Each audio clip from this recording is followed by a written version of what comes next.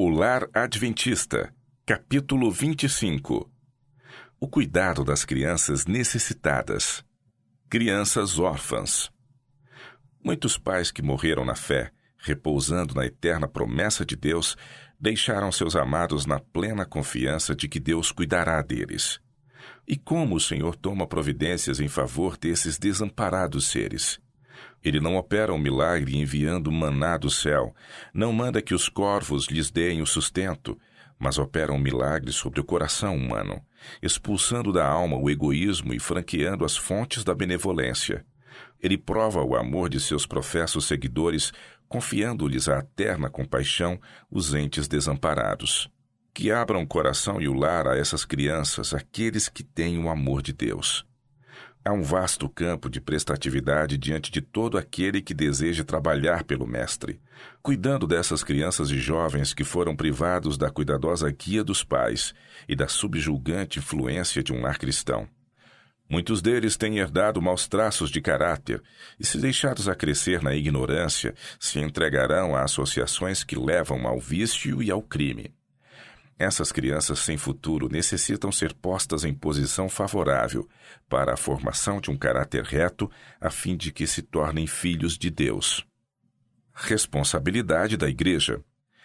Crianças sem pai nem mãe são postas nos braços da Igreja, e Cristo diz a seus seguidores: Tomai essas crianças desprotegidas e trazei-as a mim, e recebereis vosso salário. Tenho visto muita manifestação de egoísmo nestas coisas. A menos que haja alguma evidência especial de que eles próprios serão beneficiados na adoção em sua família daqueles que necessitam de lares, alguns se esquivam e respondem: não. Não parecem saber ou importar-se de que estejam tais crianças salvas ou perdidas. Isto, eles pensam, não lhes diz respeito. Respondem como Caim: sou eu o guardador do meu irmão?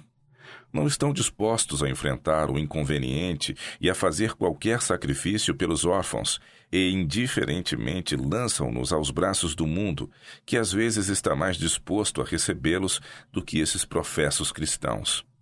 No dia de Deus se fará inquirição quanto àqueles que o céu lhes deu a oportunidade de salvar. Mas desejaram ser excluídos e não se dispuseram a fazer a boa obra, a menos que esta se lhes tornasse proveitosa. Tem-se-me mostrado que os que recusam estas oportunidades para fazer o bem ouvirão de Jesus: quando a um destes pequeninos o não fizestes, não fizestes a mim. Apelo a casais sem filhos. Alguns que não têm filhos deviam aprender a amar filhos alheios e cuidar deles. Podem eles não ser chamados a trabalhar em campos estrangeiros, mas podem ser chamados a trabalhar na própria localidade em que vivem. Em lugar de dar tanta atenção a bichinhos domésticos, esbanjando afeição com mudos animais, empreguem seus talentos com seres humanos, os quais têm um céu para conquistar e um inferno de que fugir. Deem sua atenção a criancinhas cujo caráter podem moldar segundo a semelhança divina. Dedicai vosso amor aos pequenos sem lar que vos estão ao redor. Em lugar de cerrar o coração aos membros da família humana, vede quantos desses pequenos sem lar podeis levar na doutrina e admoestação do Senhor.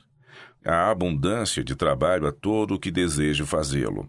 Empenhando-se neste setor de atividade cristã, a Igreja pode crescer em número de membros e enriquecer no espírito. A tarefa de salvar os que não têm lar e os órfãos é responsabilidade de cada um.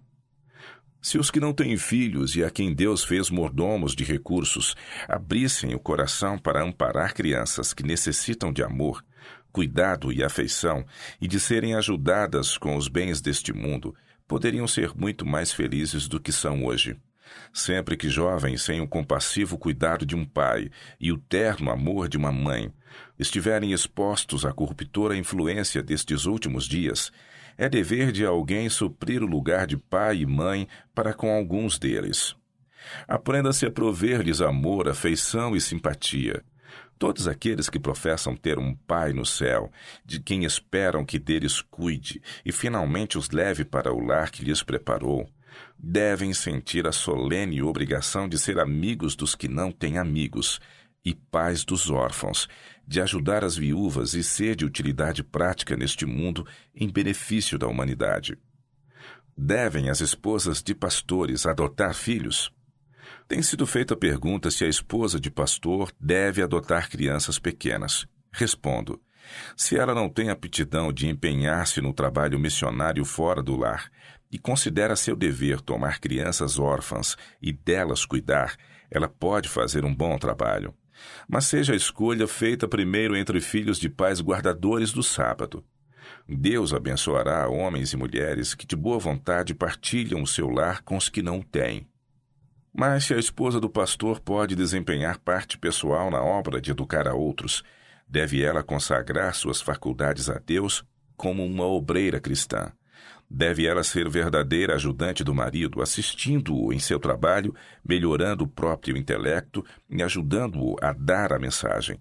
O caminho está aberto para que a mulher humilde e consagrada, dignificada pela graça de Cristo, visite os que necessitam de auxílio e derrame luz nas almas desencorajadas.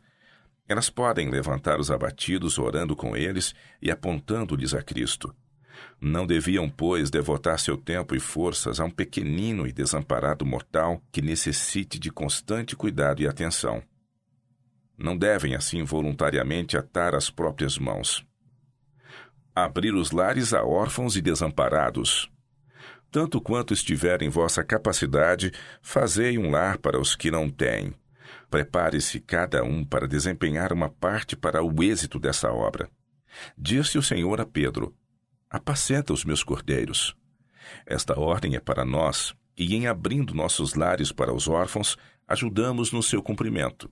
Não permitais que Jesus fique desapontado convosco. Tomai estas crianças e apresentai-as a Deus como perfumada oferenda. Pedi sobre eles sua bênção e então modelai-as segundo a ordem de Cristo. Aceitará nosso povo este sagrado encargo? Um teste para o povo de Deus.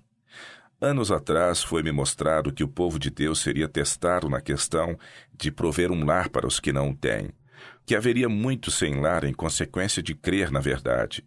Oposição e perseguição separariam os crentes de seus lares, e seria dever dos que tivessem lar abrir uma ampla porta aos que não o tivessem. Foi-me mostrado recentemente que Deus provaria seu povo professo, especialmente com respeito a este assunto. Cristo se tornou pobre por amor de nós, para que por sua pobreza enriquecêssemos. Fez um sacrifício a fim de que pudesse preparar um lar aos que peregrinos e estrangeiros no mundo procuram uma pátria melhor, isto é, a celestial.